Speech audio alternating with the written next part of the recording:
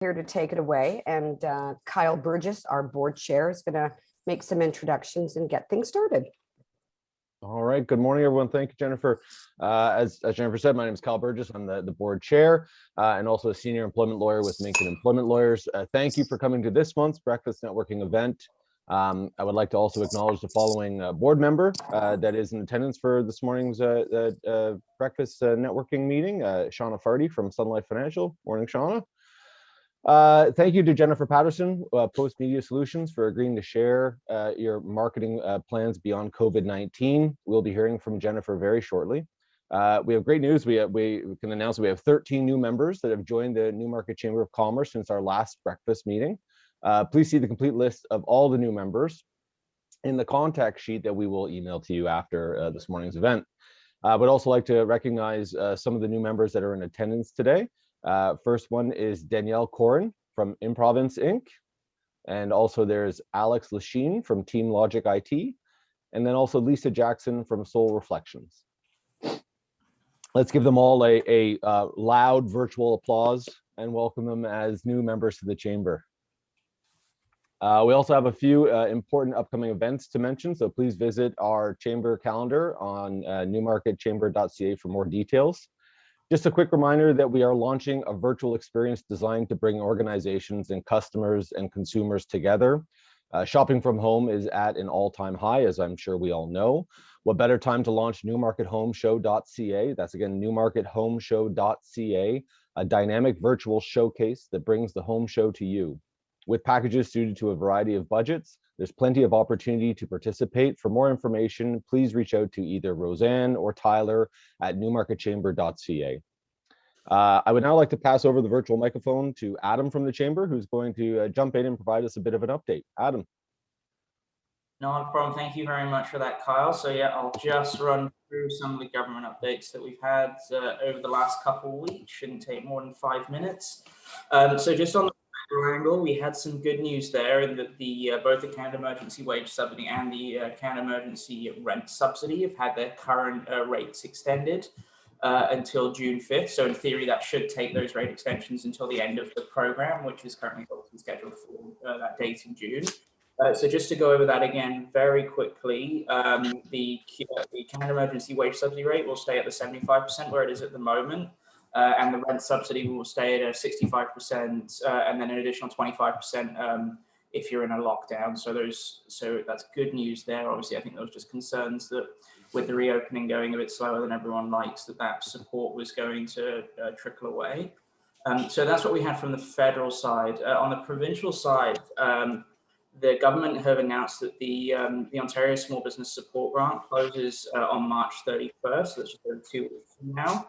The grant provides obviously between 10,000 to 20,000 to businesses that have been affected by COVID-19. Again, with the shutdown, most businesses are still eligible for the support. So if you haven't applied for it, we certainly recommend it. Beyond this as well, there's the program to save businesses costs on their electricity bills. It's called the CPSB program, and it's for charities and small businesses to save on energy costs. There's been a minor change to that one as well. So they've actually increased the amount of money that you can save on your bills, and that's been moved up to $1,500. So that's obviously also good news. So then just a little bit of programming information as well. So this is just a little bit more long-term. It's not necessarily COVID relief. Is the government announced the launch of the Ontario Achievement Incentive Program, which is a $47 million investment in essentially trying to encourage businesses to train apprentices. And if you as an employer now train an apprentice, you can get up to a $4,000 grant. This is obviously something that's been done to tackle the skill shortage, which is obviously a topic that the Chamber has rallied on pretty heavily, well, at least since I've been here. So obviously that's very, very good news there. And then just the last small government update I'll do quickly is just as they've also announced the establishment of the Tourism Economic Recovery Task Force, which is essentially going to look at ways to try and support the tourism and hospitality sector specifically within the province. So it falls outside of the HASCAP loan that was announced, which again, given how hard the sector has been hit, is very, very important. I will just finish off by just giving a quick plug to RAP, which is obviously the Recovery Activation Program. So it supports it's helped businesses obviously move online. So the funding is covered until the end of this month. So this is sort of your last chance to apply. It's obviously a partnership between FedDev and the provincial government. All of the information for this is on our website, and I'll post all of these links in the chat as well. So that's everything that I have. Thanks very much. Perfect. Thank you very much, Adam. All right, moving right along. I'd now like to give the virtual reins over to the 2021 Breakfast Series sponsor, Pat Lusing, with the Best Western Voyager Place Hotel, to introduce our speaker this morning. Good morning, Pat. Good morning, everyone. I feel like I'm saying happy 2021, even though it's March, because we came out of the lockdown portion, but I don't know how happy it is yet.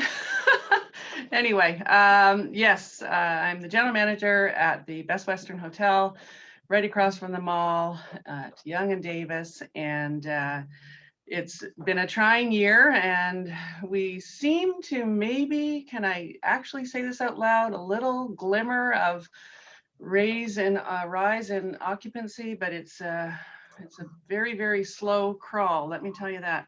I do want to announce that we're very happy to say that the Buttery has reopened. They reopened last Tuesday, and they will be open right now for the meantime, just breakfast and lunch at the Buttery. If you're looking for meeting space as well, we do have 5 meeting spaces, and we've actually had some bookings for this the next couple of weeks, which is really nice to see. So we can obviously only accommodate 10 people right now inside, but if you are looking for a meeting space that you can, properly distance in, we have meeting spaces that are, can accommodate up to 60 people. So to put 10 people in there, you've definitely got, enough space to space out. It is my honor and privilege to introduce our guest speaker today. And our guest speaker is Jennifer Paterson with digital marketing. And is that the name of her company? Sorry. Postmedia Solutions, sorry. She's a digital marketing specialist with Postmedia Solutions. Prior to the pandemic, Jen's career focus was on marketing and business development for renowned hospitality giants like Woodbine Entertainment and Recipe Corporation, which is Cara Foods. However, March of 2020, we know what that is, and the significant changes within the hospitality industry brought an immediate need to shift her career attention. The incredibly tough search for new work amid the growing pandemic ultimately led her to join the digital team at Postmedia. And now she has the honor of working with local business owners and marketing professionals like yourselves to help support and develop your strategies for growth despite these uncertain times. So thank you very much for allowing me to say good morning to everyone. I hope that you're all doing well, and big welcome to Jen Paterson. Thank you. That's so nice. I love hearing your update that there's a glimmer of, rise in occupancy and the Buttery reopening in Newmarket. Yeah, a tiny bit. That's going to go slowly, of course, but it's exciting nonetheless, because obviously, even in the intro, hotels, hospitality, what a crazy year it's been for that industry specifically. All of us really, but that industry specifically. So I love to hear that. I'm going to go ahead and jump right in, starting with a screen share. So just one moment here.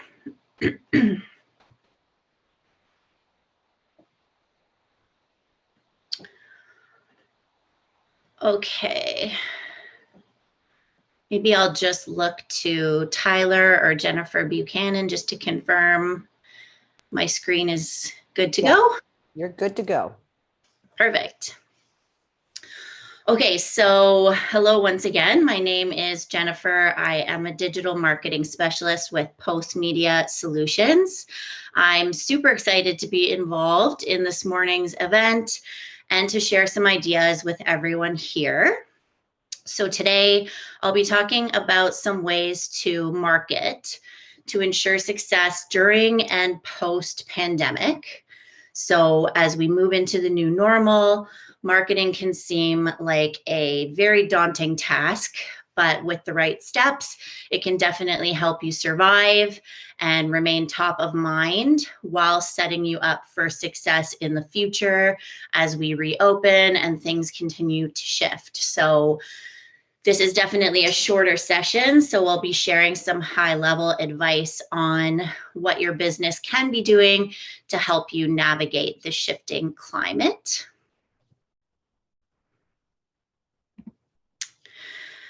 So in this slide, we can see a little bit of info based on very beginning of the pandemic. So at the end of March 2020, we saw 52% of businesses went silent and stopped spending money on advertising altogether. 16% spent more money just to try and keep relevant during the times, and 28% remained about the same. So fast forwarding 1 year, and advertising today during this current part of the pandemic, it has actually increased. So advertising right now is not considered an added spend. It's more of an investment and a way to communicate with your customer through all of these changes.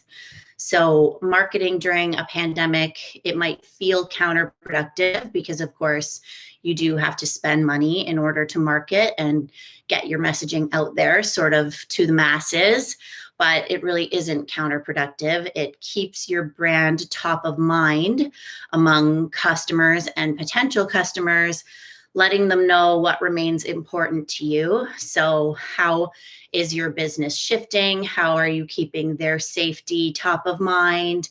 What new, promotions do you have going on? Basically, anything important to you is what you would be spending your money to communicate to your customers. So this ensures long-term customer retention as well. You may have to change or alter that messaging sort of as we go and as things change, but you definitely should never stop communicating completely. So once again, today we're reviewing on a high level what you should focus on.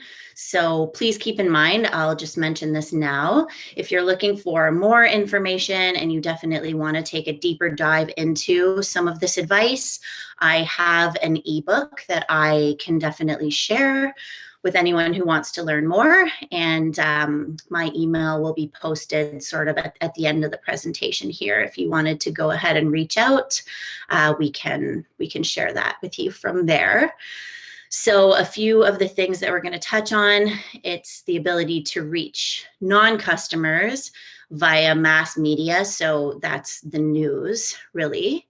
Reach out to 100% of your customers that you have access to already. So think email marketing, email updating, communicate your business status. So once again, letting people know that you're open for business. How has business changed? What does that look like? Everybody wants to know, and they're looking for that information before they would interact. Ask an external marketing expert. So there's a slide that will touch on that, but definitely marketing experts can help provide advice and best practice and how to go about, sensitive messaging and imagery and all of that, that's very important right now. Be careful with your creative and your messaging. So once again, it's a bit of a sensitive climate that we're all sort of navigating through together. So making sure that what you are communicating sort of speaks to that sensitivity and is not going to, come across the wrong way. Create promotional campaigns. So this is, dependent on the business that you're in, but definitely relevant to any business. So whether that is, a sale or some sort of gift with purchase or some sort of offer to even sign up with you for information or to redeem something as businesses reopen, that can look like, many different things, but Definitely a good way to connect with people right now. And then ensuring that you get online. So all of us are online more than we have ever been before. That is where we're looking for information, and that is where, you know, we are becoming more and more accustomed to hearing from businesses that we will potentially, you know, work with, potentially support. So probably the most important thing at the end there. Okay, so first on the list is reaching non-customers via mass media. So the first thing businesses can do is look towards their local media. So as things continue to be regionalized in the news, customers turn to local media to find out what's happening in their own backyard. How are things changing as we shift from gray to red, and so on and so forth. So in the first month of the pandemic and beyond, digital news consumption has increased by at least 40%. So we have a source here from ComScore. This is an ever-changing number, but it's definitely increased and remained steady. So you can reach non-customers right now by using local media to get your message out where people are engaged, which we know is in local news. So new habits are being formed in the sense that people are spending more and more time in these channels, and you have the opportunity to reach some new customers by advertising effectively in this space. Second on the list here is reaching out to 100% of your customers and making sure that that's consistent. So this is also your chance to connect with your customers personally. So your message needs to be relevant, it needs to be personal, and again, consistent. The more you can personalize the message, the greater the response rates you can likely expect. So if you can imagine, if there are two companies with similar services sending regular generalized updates, one is, you know, just clearly going out to the masses, the other one has more personalized communication, who do you think the customer is likely to prefer? So showing your customers that you know them, they're valued to you by using their name, or, you know, sending them more relevant communication. If you can bucket your customers that way, they'll feel more inclined to do business with you, especially during these times.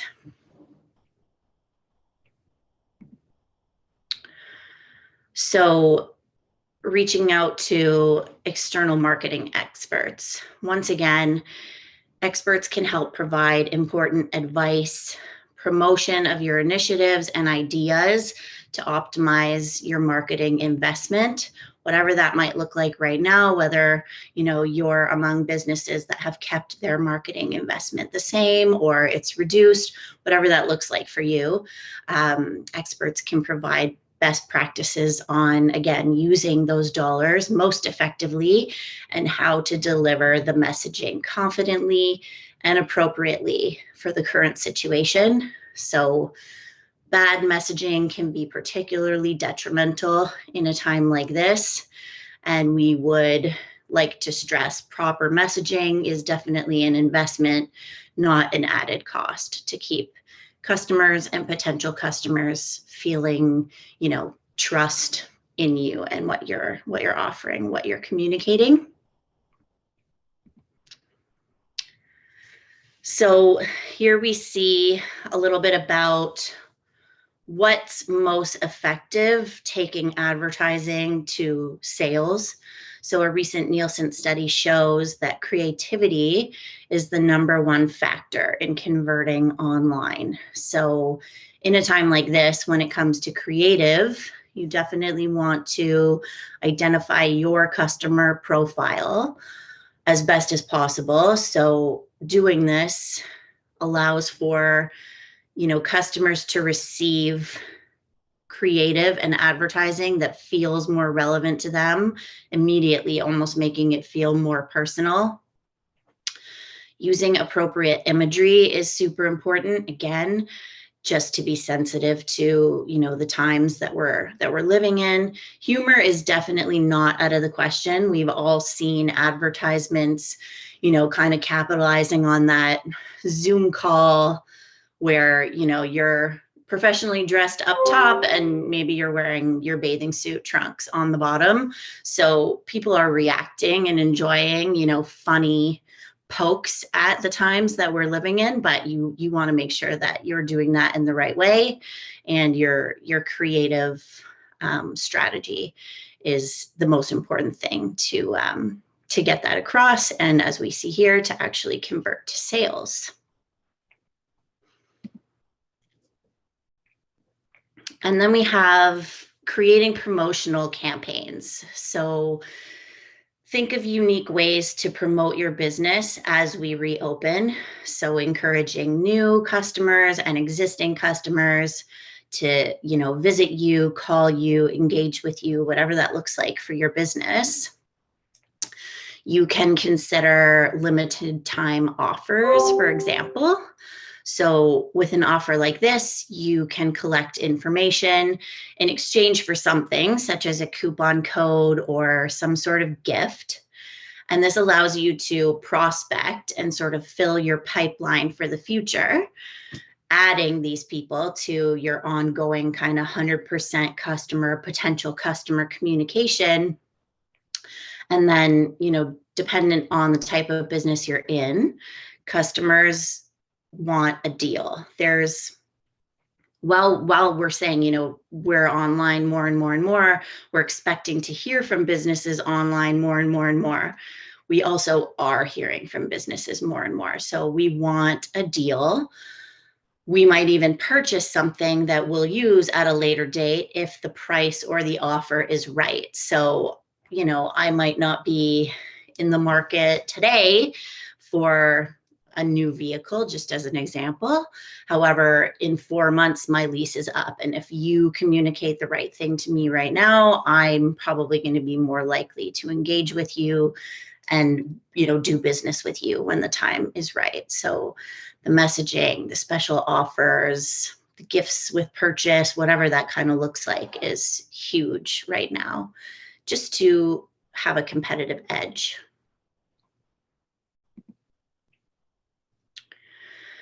And get online. So once again, probably the most important thing out of everything that we've mentioned today. So roughly half, so 48% of Canadians are using e-commerce platforms or online shopping more now than pre-pandemic. So obviously we're safe in the comfort of our own home. And if it doesn't look like shopping for your business, then it still looks like accessing information online and, reading about offers and upcoming promotions online. So technology definitely needs to be a part of your business strategy. This even amplifies the previous slide when we're talking about click and collect promotions, as you can see on the graph on the right side.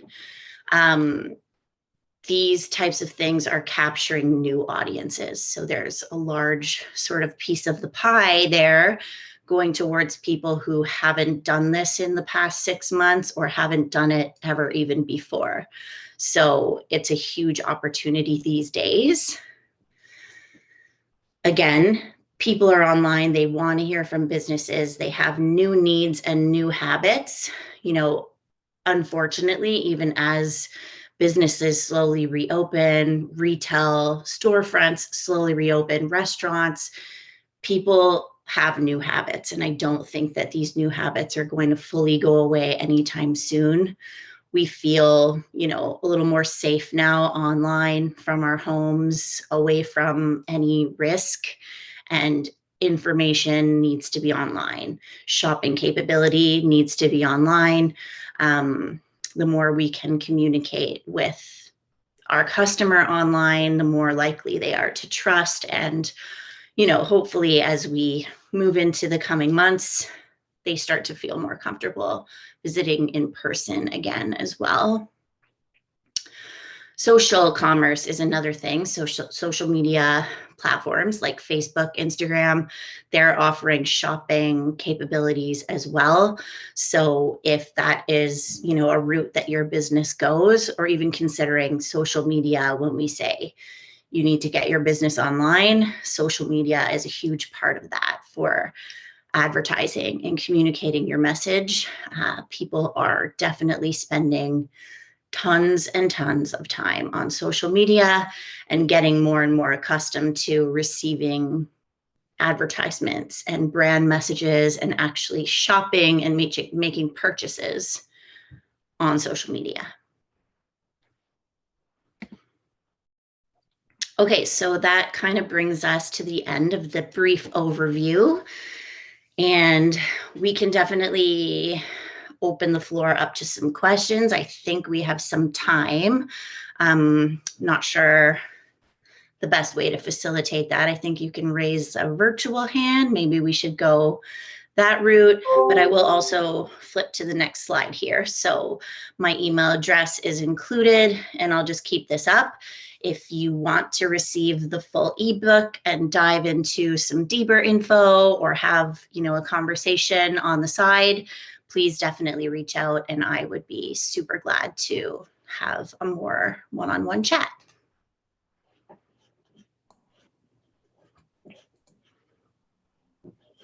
Excellent. Thank you very much. Is there any questions from everyone in attendance here, or how do we want to do that? Jennifer Buchanan, do we want to do it through the chat maybe? I was just going to say, well, I think everyone's had a chance then to jot down Jennifer's email. If we wanted to stop sharing the screen, it helps if somebody can put their hand up, or I think there were already a couple of questions in the chat. I'll just start really quick, because I've been asked this before, and I have this question. When you're talking about social media and how much people are on Facebook and Instagram, and now you have the ability to shop and on both of those, is it worth doing, and investing for a business in a website as well as Instagram, as well as Facebook, or just sticking with the social media platform? Because, as you said, so many people are on that, and you can transact and make sales via Facebook. I think that you have to have both. You have to have some, version of a website in order to be able to link to Facebook, link to Instagram, and sort of, complete those shopping capabilities. But you're right. I mean, it's something that you can definitely test in this day and age. Does it make sense for you to have full e-commerce capability on your website as well as social media? Maybe not. If you tested, trying social media, e-commerce versus website, and you were successful in that, then, you kind of limit your investment there, because social media, e-commerce on your website is definitely an investment as well. So it would be an avenue worth trying for sure, if you haven't dabbled at this point. Thanks. Anybody else have any questions for Jennifer? Oh, another Jennifer. It's all the Jennifer show today. All the Jennifers want to talk today. So I have a question. Jennifer, this was a great presentation. And full disclosure, I work at Pickering College. We are a Postmedia client. So yeah. I'll just throw that out there. One question, when you were talking about authenticity, especially right now, and being aware of, the climate we are in, we're very aware of that. We're promoting a school. We've been using a lot of, for our social media posts and for our marketing campaigns, we've been using pictures of kids wearing masks, because obviously our students are wearing masks during the day. But we have been getting a lot of trolls leaving comments on those, saying it is child abuse to be making students wear masks, which we've been deleting some of the more offensive comments. But I just wondered what your advice was on balancing that authenticity in terms of imaging, and I don't know, just managing to make our businesses look as friendly as possible. Yeah, so wow, that's a good question. That's such a good, thing to bring out into the open, because trolls, especially on your social media advertising, is something that you're just absolutely not going to be able to avoid.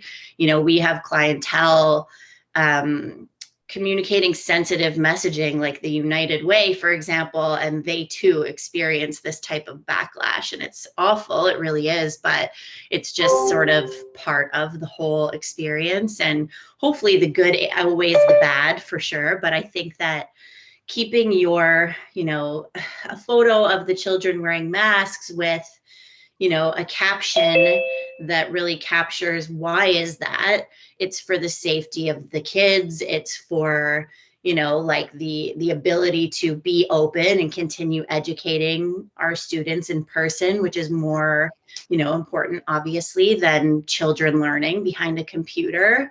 I think that's all that you can do. Like, I like that your imagery is reflective of the times. And I think that most people probably do as well. And new parents thinking of, sending their students to you probably feel the same. Like, your target audience probably feels good about that messaging.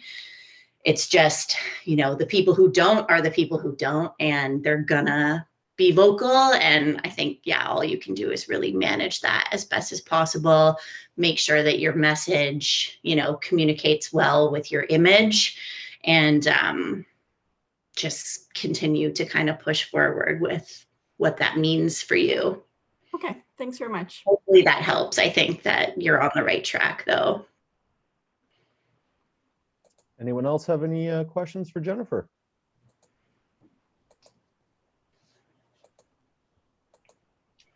Okay, well, I think that's all the questions. Jennifer, thank you very much for your presentation this morning and sharing that wonderful information for us all. Thank you very much. Thank you for listening. All right, before we move over to the networking session that we do at these breakfast networking meetings, we have joining us here this morning as well Dawn Gallagher Murphy from MPP Christine Elliott's office. And I was wondering, Dawn, if maybe we could pass the virtual microphone over to you if you have any updates for us. Yes, great. Good morning, everyone. And thank you very much for that great presentation. Just 3 items I wanted to highlight for people today. As you may know, yesterday, the provincial online booking system, as well as the customer service 188 number, went live for the vaccination bookings. That's for all of Ontario. Here in York Region, you are able to use both the provincial as well as the york.ca websites and the portals. Just so everyone knows, after a full day yesterday from starting at 8 a.m. By 5 p.m. over 117 doses being first and second dose vaccine appointments were booked through this system. So that's pretty overwhelming. And that accounts for the 80 and over age category. So that everyone's aware when it comes to your time. I'll put it in the chat. I'm sure you've seen it online. It's ontario.ca /book vaccine, and 1-888-888-999-6488. From what I understand at this point, starting in April, phase 2 will start rolling out, and people will be able to book online for the next age groups. So that's number 1 update. There's 2 other updates I just wanted to provide. These are more recent funding announcements that took place the first week of March for our local region and community. Number 1 is transit support for York Region. Obviously, transit has been hard hit by the pandemic. It was interesting, a conversation I was having yesterday on the phone with an elderly lady. She said, I went on the bus and there was only 3 of us on the bus. She said, it's better than taking a taxi anymore. In any case, it made me think of why they need that funding support, because they are going full tilt, but obviously a very low percentage of users at this point. So it was announced on March March the 5th that the Ontario government is providing an additional 16.7 plus million dollars to York Region to help them address the financial impacts on the transit system here in the region. This second funding announcement that took place on March the 4th is with regards to financial relief to help ensure the delivery of critical services and to keep capital projects on track. And for our local region, there was just over 25.3 million invested to York region itself, receiving over 21 million. Town of Newmarket at 2.4 million, and Town of Aurora receiving just over 1.7 million. And again, that's to assist them from a financial perspective, given the pandemic. So those are the 3 updates that I wanted to provide today. Thank you. Thank you very much, Dawn, and thank you for joining us this morning and providing us with that information. Always appreciative. We're now going to begin the networking portion of our breakfast networking meeting. If you're able to stay on, we'd love for you to join us for some relaxed networking as we typically have. And Tyler, if you could please take it away to assign the rooms for us.